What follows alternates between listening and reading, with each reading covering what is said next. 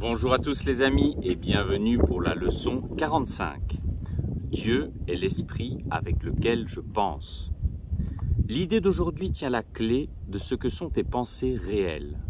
Elles ne sont rien de ce que tu penses penser, tout comme rien de ce que tu penses voir n'est relié à la vision en aucune façon. Il n'y a aucune relation entre ce qui est réel et ce que tu penses réel. Rien de ce que tu penses être tes pensées réelles ne ressemble en quoi que ce soit à tes pensées réelles. Rien de ce que tu penses voir n'a la moindre ressemblance avec ce que la vision te montrera. Tu penses avec l'Esprit de Dieu. Par conséquent, tu partages tes pensées avec lui, comme il partage ses pensées avec toi. Ce sont les mêmes pensées parce qu'elles sont pensées par le même esprit. Partager, c'est rendre pareil ou rendre un. Et les pensées que tu penses avec l'Esprit de Dieu ne quittent pas ton esprit, parce que les pensées ne quittent pas leur source. Par conséquent, tes pensées sont dans l'Esprit de Dieu, comme tu l'es. Elles sont aussi dans ton esprit où il est. De même que tu fais partie de son esprit, de même tes pensées font partie de son esprit. Où, donc, sont tes pensées réelles? Aujourd'hui, nous allons tenter de les atteindre. C'est dans ton esprit que nous allons devoir les chercher, parce que c'est là qu'elles se trouvent. Elles doivent y être encore, parce qu'elles ne peuvent pas avoir quitté leur source. Ce qui est pensé par l'Esprit de Dieu est éternel, faisant partie de la création. Aujourd'hui, nos 3 périodes d'exercice, de 5 minutes chacune, prendront en général la même forme que nous avons utilisée pour appliquer l'idée d'hier. Nous tenterons de quitter l'irréel pour chercher le réel. Nous nierons le monde en faveur de la vérité. Nous ne laisserons pas les pensées du monde nous retenir.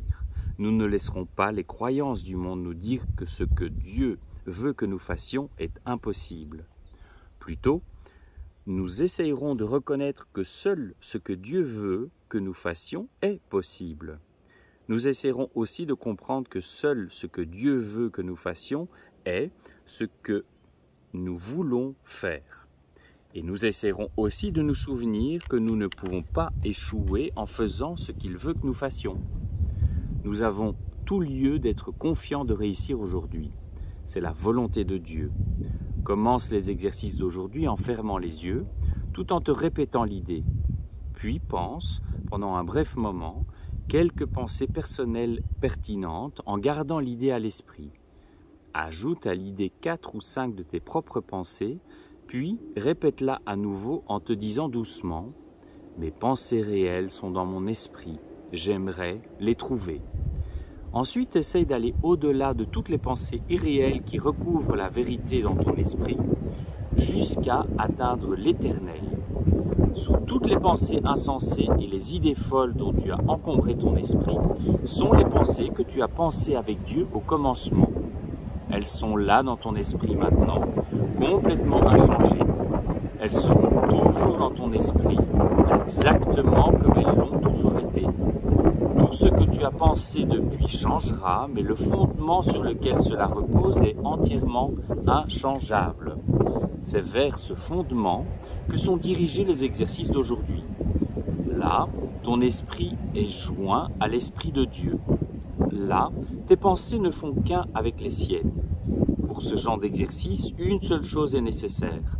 Approche-le comme tu t'approcherais d'un autel dédié au ciel, à Dieu le Père et à Dieu le Fils.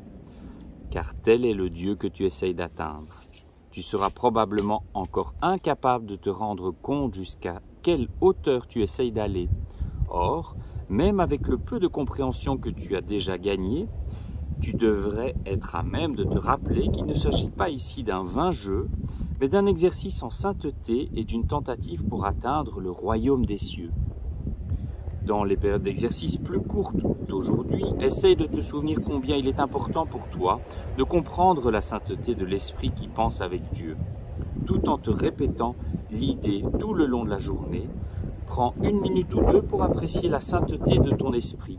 Écarte-toi, même brièvement, de toutes les pensées qui sont indignes de celui dont tu es l'hôte. Et remercie-le des pensées qu'il pense avec toi. C'était la leçon 45 que je vous rappelle. Dieu est l'esprit avec lequel je pense. À demain les amis pour la leçon 46.